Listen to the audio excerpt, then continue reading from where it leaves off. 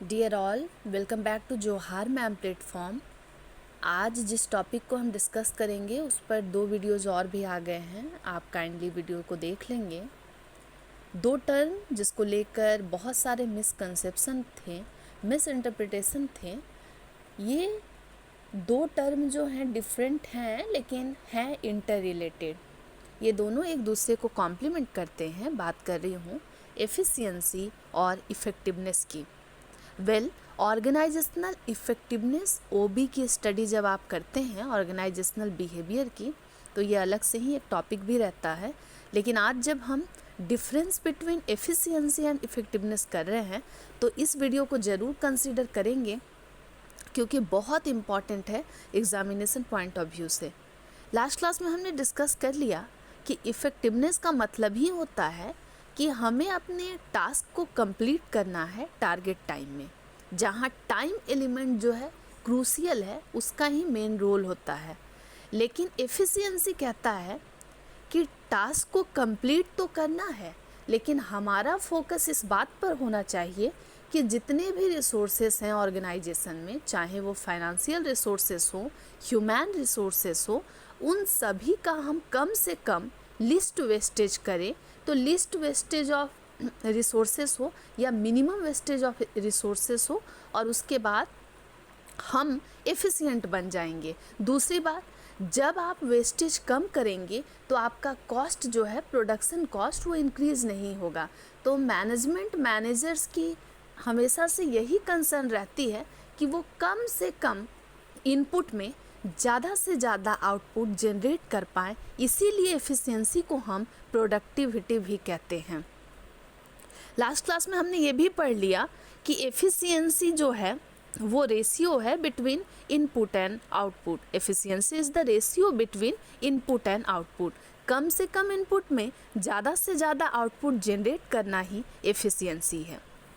आज की क्लास में मैं बहुत डिटेल में बात करूंगी ऑर्गेनाइजेशनल इफ़ेक्टिवनेस क्या होता है। पहली बात तो कुछ लोग ये मानते हैं कि लॉन्ग रन में अगर आपको सरवाइव करना है तो आपको इफ़ेक्टिव भी होना होगा, एफिशिएंट भी होना होगा।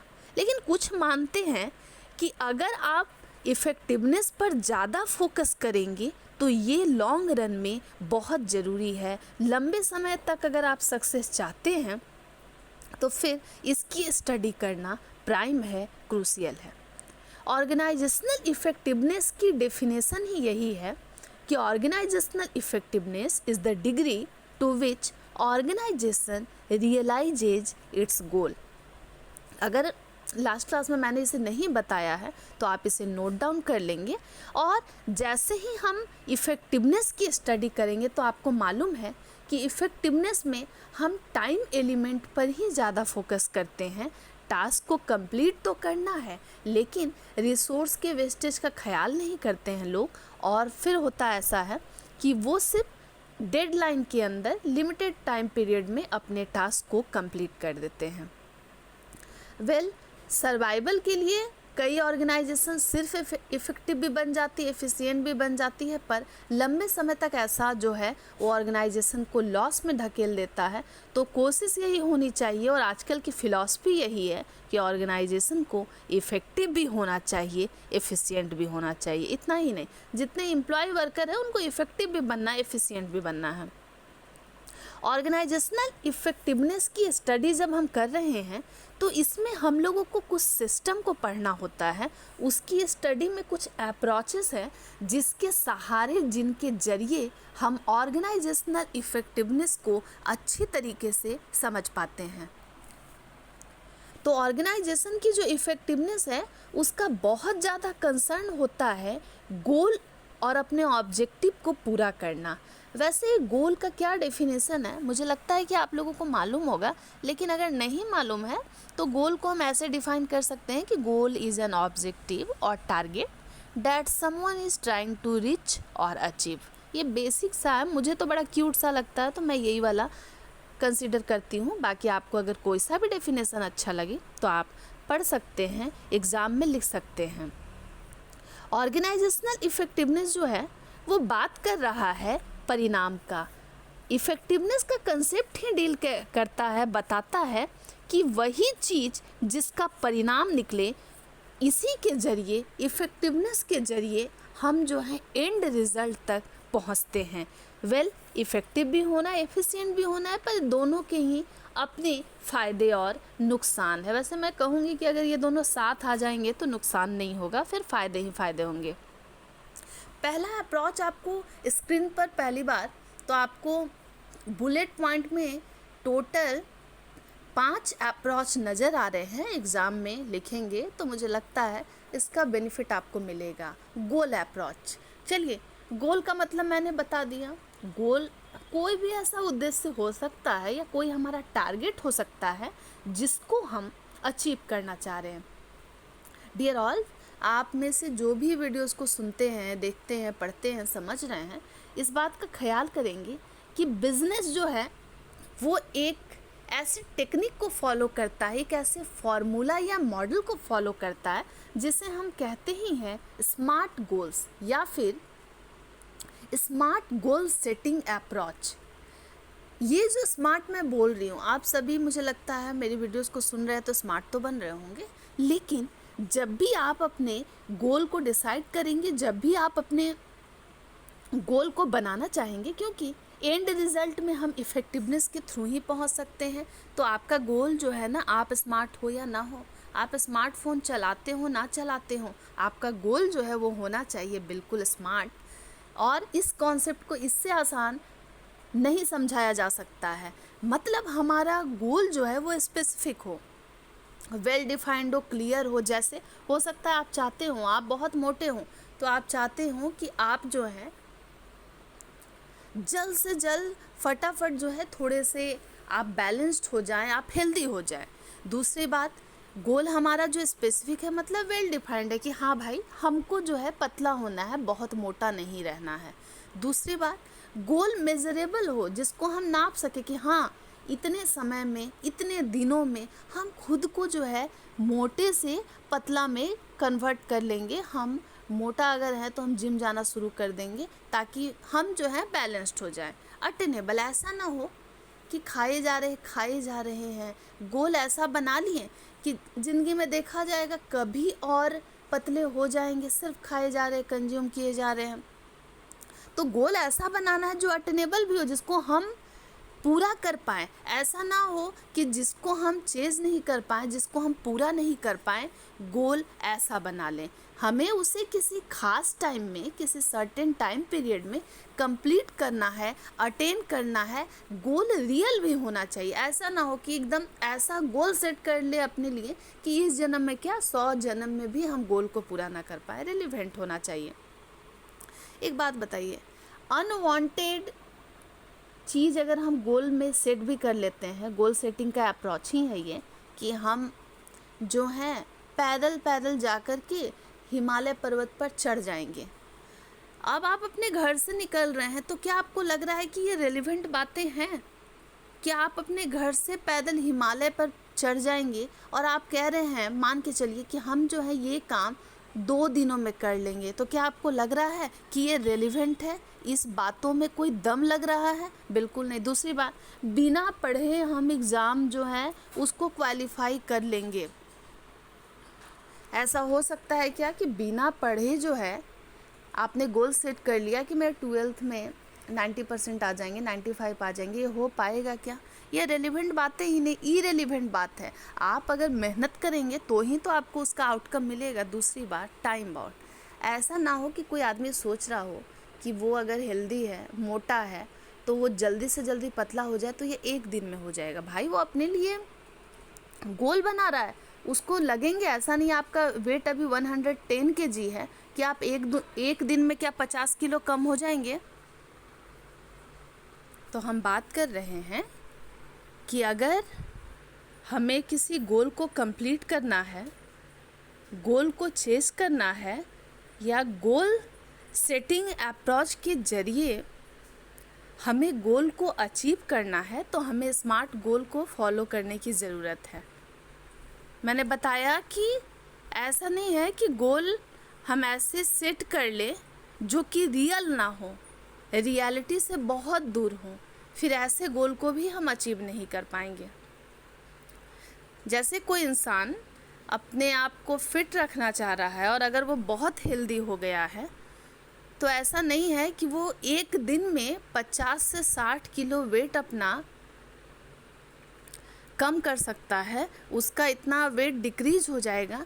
ये आपको मालूम है कि कंटिन्यू एफर्ट से वो जिम करेगा, अपने वेट पर मेहनत करेगा, बहुत सारा थेरेपी लेगा, उसके बाद ही वो मोटा से पतला हो सकता है। गोल ऐसा ना हो कि इतना बड़ा बन गया है, इतने सालों के लिए बन गया कि हम उस गोल को कभी अचीव ही नहीं कर पाए। एक डेडलाइन, एक टाइम बाउंडेशन ज़रूर होना चाहिए कि हम 6 महीने में खुद के बॉडी वेट को रिड्यूस कर लेंगे, कम कर लेंगे। तो जब भी गोल सेट कर रहे हैं तो हम स्मार्ट गोल सेटिंग अप्रोच के ज़रिए गोल को चेस कर सकते हैं, गोल को कंप्लीट कर सकते हैं, गोल को अचीव कर सकते हैं। अब एक बात जिसको कंसीडर करना है, स्मार्ट गोल में जो टी फैक्टर है, टाइम का फैक्टर है, वही तो इफ़ेक्टिवनेस है। इसीलिए मैंने इस अप्रोच को इसके साथ कनेक्ट किया। स्मार्ट जो है वो एक्रोनिम है, S for specific, M for measurable, A for attainable, R for relevant and T for time bound. ये जितनी भी बात मैं आपको बता रही हूँ मैंने आपको थोड़ा बहुत डिफ़ाइन कर दिया है। समय कम है, पढ़ना बहुत कुछ है, तो अभी तो इतना ही, लेकिन हम बात कर रहे हैं गोल अप्रोच की। एक ऑर्गेनाइजेशन जो कि एक कॉम्प्लेक्स स्ट्रक्चर है, हर चीज़ इसमें आसानी से नहीं हो पाएगा। कुछ वर्कर हैं जो इफ़ेक्टिव रहेंगे, कुछ जो हैं एफिशिएंट रहेंगे, और कुछ ऐसे भी होंगे जो कि इफ़ेक्टिव भी रहेंगे, एफिशिएंट भी रहेंगे। अभी हम ऑर्गेनाइजेशनल इफ़ेक्टिवनेस की स्टडी कर रहे हैं। ये जो 5 अप्रोच आप पढ़ रहे हैं, इसमें सबसे पहला अप्रोच है गोल अप्रोच। बहुत सारे थ्योरिस्ट, बहुत सारे मैनेजमेंट के जानने वाले थिंकर्स ये कहते हैं कि ऑर्गेनाइजेशनल इफ़ेक्टिवनेस 2 फैक्टर पे डिपेंड करता है, degree of achievement of organizational गोल।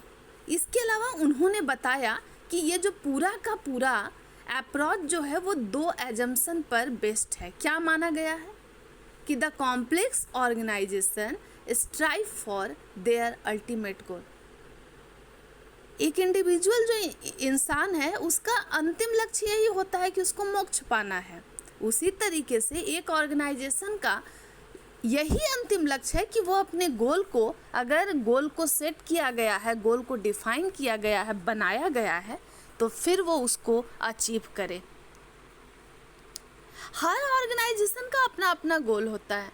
कुछ जो हैं प्रॉफिट मैक्सिमाइजेशन पे फोकस करते हैं, कुछ जो हैं वो चाहते हैं कि भाई ज़रा सा नुकसान ही हो जाए, लेकिन हम जो सेवा दे रहे हैं, जो हमारा प्रोडक्ट है, वो सही क्वालिटी का हो। कुछ जो हैं कहते हैं कि अंधाधुंध जो है बस हम प्रोडक्ट को लाते रहेंगे मार्केट में, हम नहीं उसमें देखेंगे कि कैसा क्वालिटी है, क्या है, बस वो क्वांटिटी पर फोकस करते हैं। कुछ जो हैं वो चाहते हैं सिर्फ रेवेन्यू कमाना, मुनाफा कमाना। कुछ ऐसे भी हैं जो चाहते हैं कि उस ऑर्गेनाइजेशन में जितने भी एम्प्लॉय काम कर रहे हैं उनका मोराल जो है वो बूस्ट रहे, मोराल जो है वो हाई रहे। कुछ ऐसे भी हैं जो चाहते हैं कि एम्प्लॉय जो भी काम कर रहा है उसमें उसको जॉब सेटिस्फैक्शन मिले। अब हमको जॉब से संतुष्टि कैसे मिलेगा? तो कुछ वर्कर ऐसा चाहते हैं कि उनको चैलेंजिंग टास्क मिले, जॉब इनरिचमेंट, जॉब इनलार्जमेंट। यही 2 जरिए हम अपने टास्क को चैलेंजिंग भी कर सकते हैं और कई वर्कर्स इसको एंजॉय भी करते हैं। दूसरी बात, अगर किसी ऑर्गेनाइजेशन में कम से कम ग्रीवांस हो, कम से कम लड़ाई झगड़ा हो, डिस्प्यूट हो, डिसकंटेंटमेंट हो, अगर कन्फ्लिक्ट कम है तो फिर एम्प्लॉय सेटिस्फाइड है। तो हर ऑर्गेनाइजेशन का ज़रूरी नहीं है कि गोल सेम ही हो, लेकिन गोल अप्रोच कहता है कि अगर आप अपने गोल पर फोकस कर रहे हैं, ऑर्गेनाइजेशन इफ़ेक्टिव तो हो जाएगा, क्योंकि ऑर्गेनाइजेशनल इफेक्टिवनेस ही कह रहा है, एंड रिजल्ट की बात कर रहा है और ये बता रहा है कि अपने टास्क को कंप्लीट करना है तो सही टाइम फ्रेम में, अपने टारगेट टाइम में अपने काम को पूरा कर लेना है।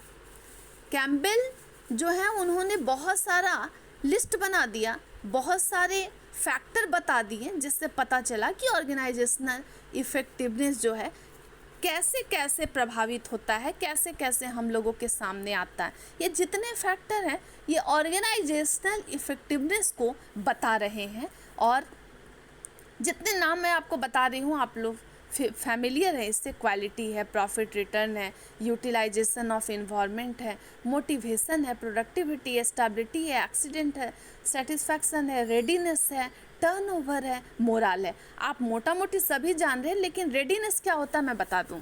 रेडीनेस तैयारी के लिए कही जाती है। कई ऑर्गेनाइजेशन है जो प्रोएक्टिव अप्रोच पर डील करती है, मतलब पहले से ही रेडी रहती है कि ऑर्गेनाइजेशन में किसी प्रकार का कोई एक्सीडेंट हो, कोई चेंज हो, हम उसके साथ टैकल कर लेंगे। कई लोग रिएक्टिव है, घटना के घट जाने के बाद न्यू टेक्नोलॉजी इंट्रोड्यूस हो गई है, कुछ भी बदलाव आ गया, फिर वो जागते हैं और फिर वो काम में लगते हैं। और बर्नार्ड बैस ने भी कुछ सजेस्ट किया है ऑर्गेनाइजेशनल इफेक्टिवनेस के लिए। मैं थोड़ा सा जूम आउट कर रही हूँ, आप देख लेंगे स्क्रीन पर। और ये जितने भी पॉइंट उन्होंने बताए हैं आप पढ़कर इजीली समझ सकते। ओवरऑल हर ऑर्गेनाइजेशन जो भी वर्क कर रहा है उसका जो मैनेजमेंट है उसमें मैनेजर्स जो हैं उनको सोचना चाहिए कि अगर हम गोल बना रहे हैं तो फिर बाकी गोल तो ठीक है, लेकिन कुछ मेन एरियाज है जिस पर फोकस करने की ज़रूरत है। जैसे कस्टमर के साथ हमारा रिलेशनशिप, ऑफिस में काम करने वाले जितने भी कलीग हैं, सुपीरियर है, सब अच्छे से रहें। अगर हम किसी गुड्स में डील कर रहे हैं, हमारा कोई प्रोडक्ट है तो उसका क्वालिटी जो है वो अच्छा रहे। अगर हम क्वालिटी में कुछ इधर उधर कर रहे हैं तो उसका हमें आउटकम जो है बहुत नेगेटिव मिलेगा और उसके बाद होगा क्या कि आप बाज़ार में कंपटीशन में एग्जिस्ट नहीं कर पाएंगे। जो आइटम्स को डिलीवर करना है, जो भी प्रोडक्ट के साथ डीलिंग कर रहे हैं वो स्मूथ हो, उसमें सारे चीज़ जो हैं, जो भी डिस्ट्रीब्यूशन चैनल है सारे प्रॉपर वर्क करते हों। इसके अलावा सेल्स वगैरह सब कुछ सही रहे। ये जो है बहुत सेंसिटिव एरिया है जिस पर भी अगर हम गोल बनाते हैं तो ध्यान रखना चाहिए। दूसरा अप्रोच है फंक्शनल अप्रोच। ऑर्गेनाइजेशन जो है इस अप्रोच से भी डील कर सकती है, लेकिन मैं आपको बताऊं गोल अप्रोच सबसे बेसिक अप्रोच है जिसके थ्रू हम ऑर्गेनाइजेशनल इफेक्टिवनेस तक पहुंच सकते हैं। इफेक्टिवनेस का कंसेप्ट ही क्या रहा है कि टाइम इज़ मनी। हमें टास्क को कंप्लीट करना है लेकिन टाइम पर। और एफिशिएंसी क्या कह रहा है? एफिशिएंसी कहता है कि कम से कम इनपुट में ज़्यादा से ज़्यादा फ़ायदा हम ले पाएँ, यही है एफिशिएंसी। अब आते हैं सेकेंड अप्रोच पे, फंक्शनल अप्रोच। फंक्शनल अप्रोच जो है वो ये बता रहा है कि जितने भी एक्टिविटी किसी भी ऑर्गेनाइजेशन में परफॉर्म होते हैं, जैसे मार्केटिंग डिपार्टमेंट है, एचआर डिपार्टमेंट है, प्रोडक्शन डिपार्टमेंट है, कोई भी डिपार्टमेंट हो, ये जो भी अपने काम को कर रहा है ऐसा ना हो कि बस वो अपने लिए जिए, ऐसा ना हो कि वो बस खुद को सेटिस्फाई करता रहे। सारे डिपार्टमेंट वाले सब एक दूसरे की हेल्प कर रहे हैं, अच्छा प्रॉफिट आ रहा है, प्रोडक्टिविटी सही है, ऑर्गेनाइजेशन इफ़ेक्टिव तो बन ही रहा है। इसके अलावा ऑर्गेनाइजेशन को चलाने वाला जो मैनेजमेंट है, जो मैनेजर्स हैं, उनको ये समझना चाहिए कि जिस सोसाइटी के अंदर बिजनेस ग्रो करता है, डेवलप करता है, उसके लिए भी हम चीज़ों को सोचें, उनके लिए भी कुछ अच्छा करें।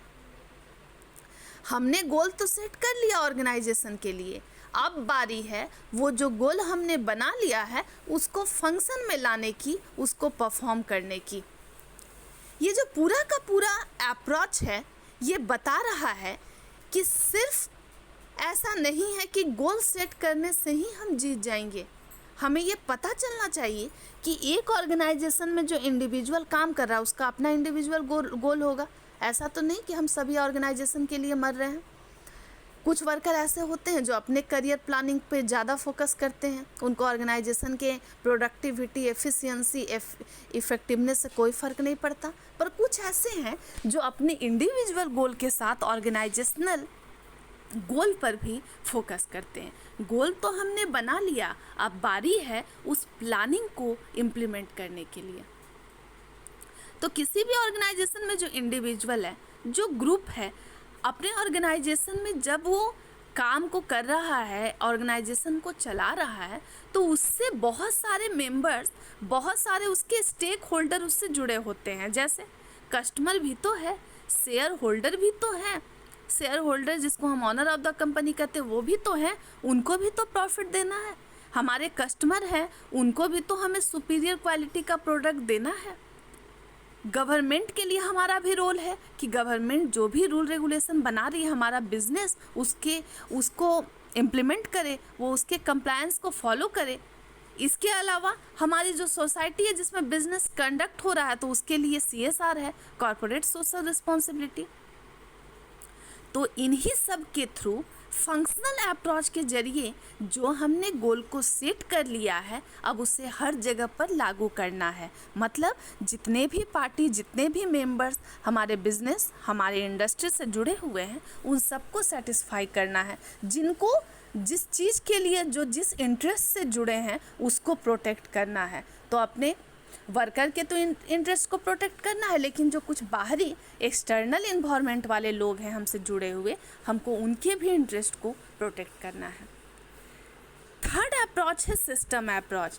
सिस्टम अप्रोच, जो अप्रोच अभी मैं आपको बता रही हूँ, आपको याद होगा हम लोगों ने इवोल्यूशन ऑफ मैनेजमेंट थॉट को एक बार पढ़ा था, जिसमें मॉडर्न अप्रोच जो है मैनेजमेंट का, उसमें सिस्टम अप्रोच और कंटिजेंसी अप्रोच सबसे फेमस अप्रोच है, जिसको हम डिस्कस करते हैं मैनेजमेंट की थ्योरी में। और मुझे लगता है आप लोगों ने कभी ना कभी इसको पढ़ा होगा। अगर नहीं पढ़े हैं तो अभी आप समझिए। ऑर्गेनाइजेशन में जितने भी काम हो रहे हैं, ऐसा नहीं है कि सब इंडिपेंडेंट हैं, बल्कि आप इस बात को समझते होंगे कि सब एक दूसरे पर डिपेंडेंट हैं, इंटर रिलेटेड हैं। अगर एक में थोड़ा सा भी बदलाव आता है, दूसरा हैम्पर करेगा। तो ये जो सिस्टम है, ये जो सेट है कि सब एक दूसरे से इंटर रिलेटेड हैं और सब कंबाइन में होकर, टुगेदर होकर, साथ में मिलकर जुलकर। अच्छा, पहले एक बात समझ लेंगे, जो सिस्टम वर्ड है उसका मीनिंग ही यही है कि सभी लोगों को साथ में जोड़कर काम करना, सभी को कंबाइन करके काम करना, और सभी को कंबाइन इसीलिए करना ताकि हम अचीव कर पाएँ जो हमने गोल को बनाया है। दूसरी बात ये है कि एक ऑर्गेनाइजेशन में बहुत सारे सिस्टम जो है वो नज़र आते हैं, और सबसे पहली बात जो है कि एक ऑर्गेनाइजेशन में ओपन सिस्टम भी होता है और क्लोज्ड सिस्टम भी होता है। अगर ओपन सिस्टम है तो सभी लोग आराम से ईजिली वहाँ पर इंफॉर्मेशन का फ्लो हो रहा है, पॉजिटिव एनर्जी डिस्ट्रीब्यूट हो रही है, इसमें जो इनपुट हम लगा रहे हैं उसका प्रॉपर आउटपुट आ रहा है। लेकिन अगर सिस्टम क्लोज है, जहाँ पर कोई किसी से इंटरेक्शन नहीं, ना हम बाहर इन्वायरमेंट से जुड़े हैं, बाहरी इन्वायरमेंट को क्या कहते हैं, एक्सटर्नल इन्वायरमेंट, पेस्टल कंसेप्ट, ना हमें पॉलिटिकल इन्वायरमेंट से कुछ लेना देना है, ना टेक्नोलॉजी से लेना देना है, ना सोशियो कल्चर पैटर्न से लेना देना है, ना डेमोग्राफी से कुछ लेना देना है, तो ऐसा हो सकता है क्या? ऐसे अगर क्लोज सिस्टम में आप बिजनेस कर रहे हैं तो ये कोई अपना पर्सनल गुड़िया गुड्डा का तो खेल है नहीं, हम बिजनेस चला रहे हैं। तो अगर आप ओपन सिस्टम में वर्क कर रहे हैं तो फिर होगा क्या कि इस पे आपको अपने बाहर की इन्वायरमेंट से भी इंटरेक्ट करना होगा, और जो भी हमारा पेस्टल कंसेप्ट है, पॉलिटिकल रूल रेगुलेशन मानना होगा, पॉलिटिकल स्टेबिलिटी होनी चाहिए, टेक्नोलॉजी जो न्यू चेंजेस आ रहे हैं उसको अडेप्ट करना पड़ेगा। इसके अलावा कल्चर जितने भी डिफरेंसेस हैं उसके साथ हमें एडजस्ट करना होगा। तो बहुत सारे फैक्टर हैं। तो हम ऐसा नहीं है कि सिंगल यूनिट है, हम एक सिस्टम में काम कर रहे हैं, और सिस्टम कंसेप्ट कहता है ब्रिंग टुगेदर और कंबाइन टुगेदर। तो ये जो सिस्टम है वो इंटर रिलेटेड पार्ट है, ऐसा नहीं है कि वो अकेला सिस्टम है। तो जब सारे फैक्टर ऑर्गेनाइजेशन के एक साथ जुड़ जाते हैं तो फिर सिस्टम हम हैंग कर सकते हैं। मुझे नहीं लगता है कि अभी आपको इससे कोई भी दिक्कत होगा। शायद एक ही पिक्चर जो है 2 बार पेस्ट हो गया है, तो चलिए आगे बढ़ जाते हैं। वो उससे आपको कोई इशू नहीं होने वाला है, आप इसको पढ़ लेंगे। अब आपका जो बिजनेस इन्वायरमेंट है वो 2 फैक्टर से मिलके बना हुआ, एक इंटरनल इन्वायरमेंट, दूसरा एक्सटर्नल इन्वायरमेंट। आप इंटरनल इन्वायरमेंट को बहुत हद तक कंट्रोल कर सकते हैं अपने ऑर्गेनाइजेशन को, लेकिन हाँ जो बाहरी चीज़ है, जैसे हमारा पॉलिटिकल सिस्टम है, अगर पॉलिटिकल स्टेबिलिटी नहीं हुई, अगर स्टेबिलिटी नहीं होती है तो फिर उसका खामियाजा हमको भुगतना पड़ेगा। दूसरी बात क्या है, अगर हमारा टेक्नोलॉजिकल, मैं इसको डिटेल में इसलिए नहीं कर रही हूँ क्योंकि अभी आपको बस इतना ही जानना है जिससे आपको ऑर्गेनाइजेशनल इफेक्टिवनेस क्लियर हो जाए। एक दिन मैं स्पेशली बिजनेस एनवायरनमेंट पर एक अलग से सेपरेट वीडियो बनाऊँगी। दूसरी बात, ऐसा नहीं है कि ऑर्गेनाइजेशन किसी आइसोलेशन में वर्क करता है, ये सोसाइटी में वर्क करता है, और उसी सोसाइटी में हमारा बिजनेस इन्वायरमेंट है जो डायनेमिक है, उसमें कोई भी स्टेबिलिटी नहीं है। मतलब उसमें कोई भी आप देख सकते हो वो रिजिड अप्रोच नहीं है, उसमें स्टेबिलिटी बहुत कम है, वो डायनेमिक है, वो रोज़ रोज़ बदल रहा है, रोज़ टेक्नोलॉजी आ रही है, रोज़ वर्क फोर्स का जो पैटर्न है, काम करने वाले लोग हैं, जो वर्कर हैं, उनमें बहुत बदलाव आ रहा है। अब ये जितने कुछ बदलाव हैं, इनके साथ टैकल करना और पूरे के पूरे सिस्टम को, पूरे के पूरे यूनिट को अलग अलग ना ट्रीट करके अगर हम सब ऑर्गेनाइजेशनल गोल को पूरा करें तो सबसे बड़ी बात अगर यही होगी कि अगर एक इंडिविजुअल, एक एम्प्लॉय अपना गोल तो देख ही रहा है, इंडिविजुअल गोल, अगर ऑर्गेनाइजेशनल गोल को भी फॉलो करता है, उसके लिए भी मरता है, जीता है, तब हम इफ़ेक्टिव हो सकते हैं। वेल, 2 अप्रोच और बचा हुआ है, मैं इसको फटाफट अभी ही बता देती हूँ, लेकिन एक बात ज़रूरत है, ये हम पढ़ रहे हैं ऑर्गेनाइजेशनल इफ़ेक्टिवनेस, किसी दिन मैं स्पेशली आपको बिजनेस इन्वायरमेंट पढ़ाऊँगी, क्योंकि बार बार चाहे आप 11 के स्टूडेंट हो, 12 के स्टूडेंट हो, हमें पढ़ना पड़ता है। वेल, जब आप बिज़नेस को पढ़ते हैं तो एक हिस्सा जो है स्ट्रैटेजिक मैनेजमेंट का भी है, एसएम के नाम से हम उसको जानते हैं। तो इस अप्रोच को हम स्ट्रैटेजिक मैनेजमेंट अप्रोच भी बोलते हैं, इसके अलावा स्ट्रैटेजिक कॉन्स्टिट्यूएंसीज अप्रोच भी बोलते हैं। अच्छा, एक बात बताइए ना, ऑर्गेनाइजेशनल इफेक्टिव होता ही है। बहुत सारे ऑर्गेनाइजेशन इफेक्टिव तो रहते हैं लेकिन एफिशिएंट नहीं हो पाते हैं। टाइम पे काम करके खाना पूर्ति तो कर देते हैं, लेकिन ऑर्गेनाइजेशनल इफेक्टिवनेस सिर्फ इसकी बात नहीं करता, सिर्फ ये नहीं कह रहा है कि टाइम पे ही काम कर दो, टाइम पर उसका फोकस है, लेकिन वो कभी इससे नहीं कहा कि हम चीज़ों को वेस्ट करें। तो ऑर्गेनाइजेशन जो बहुत सारे फैक्टर से इंटरेक्ट करता है वो इंडिपेंडेंट ना होकर इंटरडिपेंडेंट है, वो अपने इन्वायरमेंट पर आश्रित है, वो इंटरनल पॉलिसीज पर आश्रित है। अब होगा क्या कि एक ऑर्गेनाइजेशन में बहुत सारी अपॉर्चुनिटी भी है, जिसको हम कहते ही हैं SWOT analysis, SWOT, strength, opportunities, threat और वीकनेस। इसकी एनालिसिस मैनेजमेंट को और मैनेजर्स को करना चाहिए। आप जिस इन्वायरमेंट में काम कर रहे हैं, आपका ऑर्गेनाइजेशन जिस इन्वायरमेंट में है, वहाँ पर आपको दिखेगा कि ये इन्वायरमेंट जो है उसमें बहुत सारे एग्रीगेट फोर्सेस। अभी हम पढ़ेंगे बिहेवियरल अप्रोच।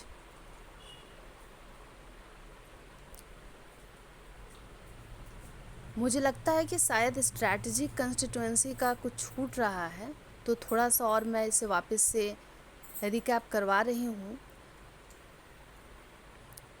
स्ट्रैटेजिक मैनेजमेंट जो है वो एक बहुत अलग से ही आपका एक सब्जेक्ट है, एक अलग सा ही आपको उसको पढ़ना पड़ता है, लेकिन अगर आप उसको पढ़ रहे हैं तो अभी फ़िलहाल इस टॉपिक के लिए बस आप इतना इसको समझिएगा कि ये अप्रोच जो है सिस्टम अप्रोच से थोड़ा सा डिफरेंस है इसमें, क्योंकि इसमें भी इन्वॉल्वमेंट की बात हो रही है, लेकिन जो पहला वाला अप्रोच है सिस्टम अप्रोच, वो इन्वॉल्वमेंट की बात कर रहा है, लेकिन स्ट्रैटेजिक कंस्टिट्यूएंसीज अप्रोच जो है वो बात कर रहा है कि ऑर्गेनाइजेशन में जितने भी मेथड हैं, जितने भी तरीके से हम अपने काम को कर रहे हैं, जितने भी इनपुट लगा रहे हैं, उससे हम प्रॉपर एप्रोप्रिएटली हम उससे अपने आउटपुट को जनरेट कर पाएँ, ताकि प्रोडक्टिविटी जो है वो इंक्रीज कर जाए।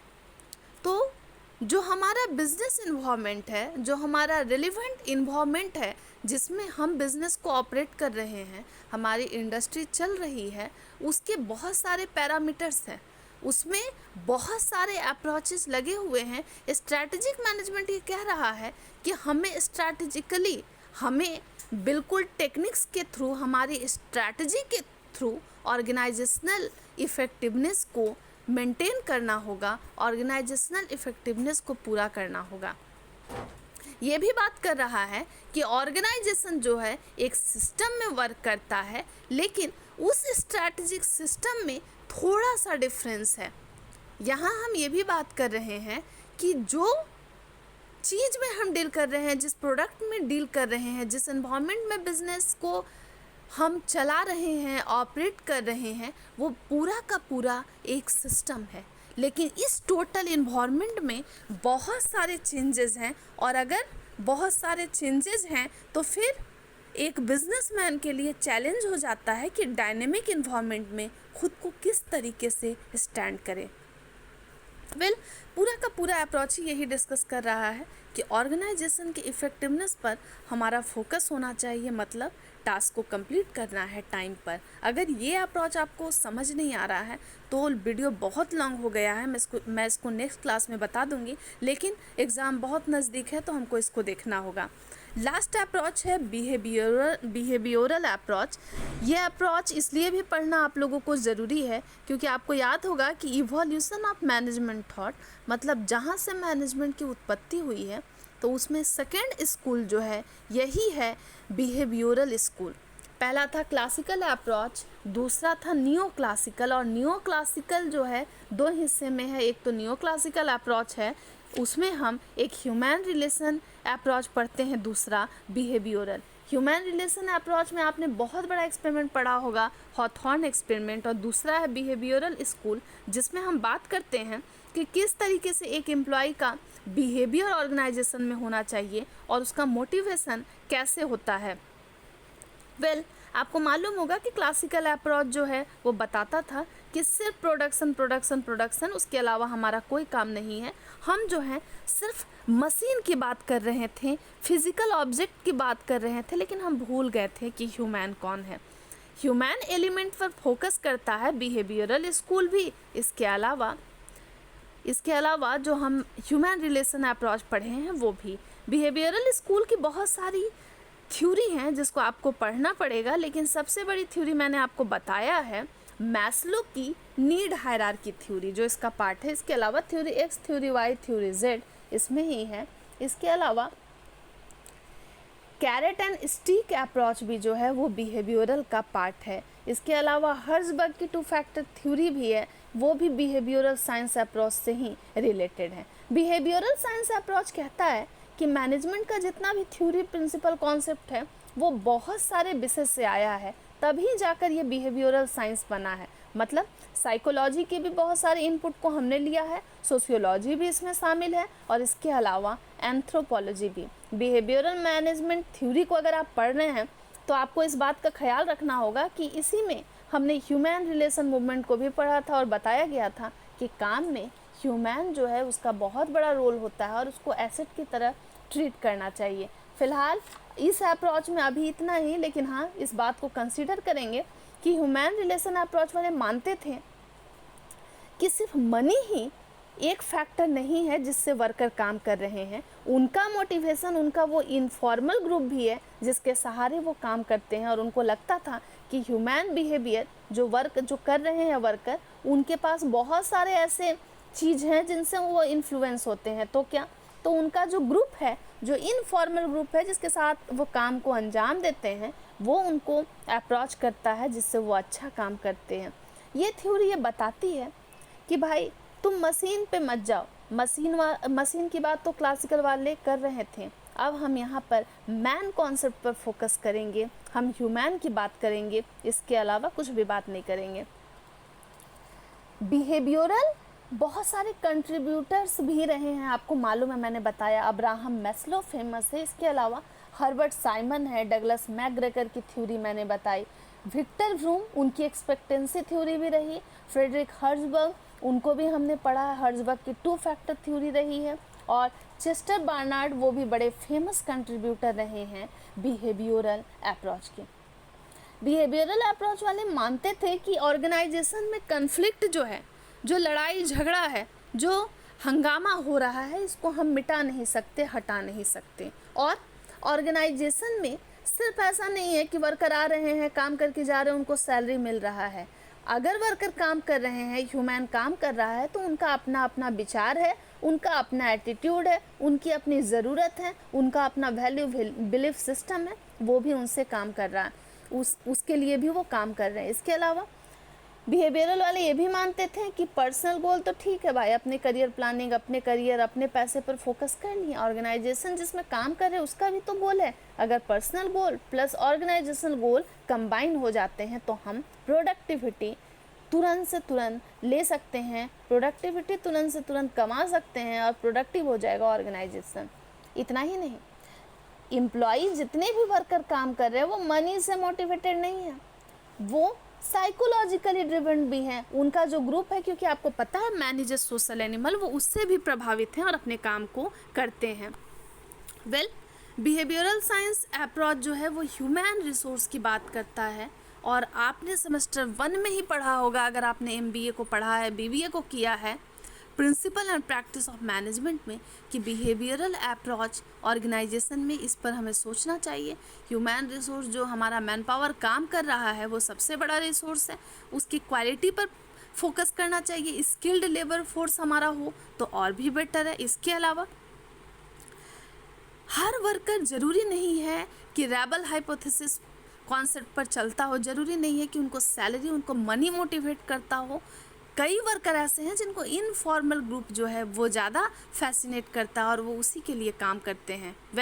आज के लिए बस इतना ही, लेकिन ध्यान इस बारे में रखेंगे कि बिहेवियरल अप्रोच जो है बहुत इंपॉर्टेंट अप्रोच है। इसके अलावा इस बात का ख्याल रखेंगे कि जो ऑर्गेनाइजेशन में वर्कर काम कर रहे हैं उनका अपना तो गोल है, लेकिन ऑर्गेनाइजेशनल गोल जो है वो भी सबसे ज़रूरी है। तो दोनों ही गोल अगर हम कंबाइन करके साथ में सोचते हैं तो ऑर्गेनाइजेशन का भी भला होगा, अपना भी भला होगा। खैर, सबका भला हो। अभी के लिए इतना ही, ये 5 अप्रोच है, कर लेंगे।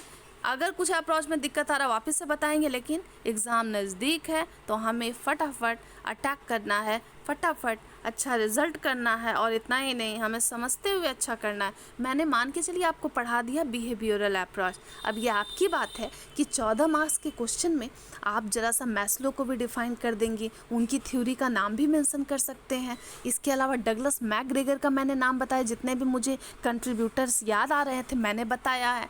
हर्बर्ट साइमन हो गए, चेस्टर बर्नार्ड हो गए, तो उन सभी के बारे में भी आप देख सकते हैं। इसी वीडियो में अगर आप चाह रहे हैं तो इसको भी कंटिन्यू कर ही देती हूँ, नेचर ऑफ ऑर्गेनाइजेशनल अप्रोचेस। एक बात बताइए, हम बात कर रहे हैं सिर्फ फिलहाल इफेक्टिवनेस की। इफेक्टिवनेस का मतलब कि टास्क को कंप्लीट करना है, एम्प्लॉयर टास्क को कंप्लीट करेंगे, एम्प्लॉई टास्क को कंप्लीट करेंगे, सबको इफेक्टिव बनना, लेकिन टारगेट करके लिमिटेड टाइम पीरियड में, डेडलाइन में कंप्लीट करना है। तो ये ऐसा नहीं है कि ऐसे ही हो जाएगा। इसके लिए जो है हमारा एटीट्यूड भी तो सही होना चाहिए। टाइम पे तभी ना हम काम कर पाएंगे जब हमारा एटीट्यूड पॉजिटिव हो, नहीं तो हम काम को टालते रहेंगे। दूसरी बात, हमारा कमिटमेंट होना चाहिए ऑर्गेनाइजेशन के लिए, हम लॉयल होने चाहिए, कुत्ते से भी ज़्यादा वफादार होने चाहिए अपना ऑर्गेनाइजेशन के लिए। इसके अलावा हमारा जो स्किल है, जो चीज़ जिस क्राफ्ट में हम माहिर हैं, हमारी जो एबिलिटी है, जो हमारा पोटेंशियल है, हमारा जो इमोशन है, हमारा जो नॉलेज है, हमारा जो मोटिवेशन है, वो सब सही होना चाहिए। वापस से मैंने दूसरे स्लाइड को रिपीट कर दिया है, सॉरी। चलिए, इसके बाद ये है, आप इसे देख लेंगे इस इमेज को। यहाँ पर हमने डिस्कस किया है, हम पढ़ रहे हैं अभी नेचर ऑफ ऑर्गेनाइजेशनल इफेक्टिवनेस। देखिए, ऑर्गेनाइजेशनल इफेक्टिवनेस का 3 लेवल है। पहली बात इंडिविजुअल इफेक्टिवनेस, उसके क्या क्या कारण है, क्या क्या कॉजेस हैं। तो सुनिए, हमारी अपनी एबिलिटी, हमारा अपना एप्टीट्यूड, हमारी जो क्षमता है, हमारा जो एटीट्यूड है, एप्टीट्यूड है, हम चीज़ों को किस तरीके से डील कर रहे हैं। इसके अलावा हमारा जो स्किल है, हमारा नॉलेज है, हमारा एटीट्यूड है, हमारा इमोशन है, हमारा मोटिवेशन है, हमारा स्ट्रेस है। ये हो गया हमारा इंडिविजुअल इफेक्टिवनेस। दूसरा है ग्रुप, जिस ग्रुप के साथ हम काम करते हैं, अगर उसमें कोहेसिवनेस नहीं हुआ, उसमें लीडरशिप की कमी रही, उसका स्ट्रक्चर ठीक नहीं रहा, उसका स्टेटस ठीक नहीं रहा, उसका रोल ठीक नहीं रहा भाई, उसका नॉर्म, उसका टर्म कंडीशन ठीक नहीं रहा, तो जिस ग्रुप में हम काम कर रहे हैं उसमें काम क्या हो पाएगा ढंग से, क्या लिमिट। और सबसे बड़ी बात, इफ़ेक्टिवनेस सही मामले में ग्रुप में ही नज़र आती है, क्योंकि सारे ड्रामे तभी होते हैं जब हम सब साथ आ जाते हैं। टाइम जो है कब निकल जाता है पता ही नहीं चलता है। कहाँ हमको प्रोडक्टिविटी को चेज करना था, कहाँ प्रोडक्टिव होना था, तो कहाँ हम लोग सब साथ में मिल कर के गप्पे मारने लगे, रूमर्स फैलाने लगे, इनफॉर्मली इतना अटैच हो गए कि दूर दूर तक इफ़ेक्टिवनेस जैसा कुछ नहीं है, सिर्फ भाईचारा ऑन द टॉप है हमारा। इसके अलावा लास्ट में है ऑर्गेनाइजेशनल इफ़ेक्टिवनेस। बात आपको मालूम है, इन्वायरमेंटल फैक्टर भी हैं जो बाहरी हैं, इसके अलावा टेक्नोलॉजी है, उसके कारण भी हम तबाह हो रहे हैं। और मैंने आपसे एक सवाल पूछा भी था कि टेक्नोलॉजी जो है, जितनी भी टेक्नोलॉजी अब दुनिया में आ रही है, वो हमें एफिशिएंट कर रही है कि इफ़ेक्टिव कर रही है, ये भी बताइएगा ज़रूर। हमारा जो भी स्ट्रैटेजिक चॉइस है बिज़नेस को सर्कुलेट करने के लिए, हमारा जो भी स्ट्रक्चर। तो वीडियो काफ़ी लॉन्ग हो गया है, लेकिन फिर भी सुन लेंगे आप। और उसके भी कॉजेज़ हैं, एक डायग्राम है। अभी मैं बस इतना ही छोड़ रही हूँ। आज के क्लास में हमने बहुत सारे ऑर्गेनाइजेशनल इफ़ेक्टिवनेस के अप्रोचेस को पढ़ लिया है। मुझे उम्मीद है कि आप लोग अच्छे से पढ़ाई कर लेंगे और ऑर्गेनाइजेशन को इफ़ेक्टिव भी बनाना है, एफिशिएंट भी बनाना है। अभी के लिए बस इतना ही, नेक्स्ट क्लास में वापस से मिलेंगे।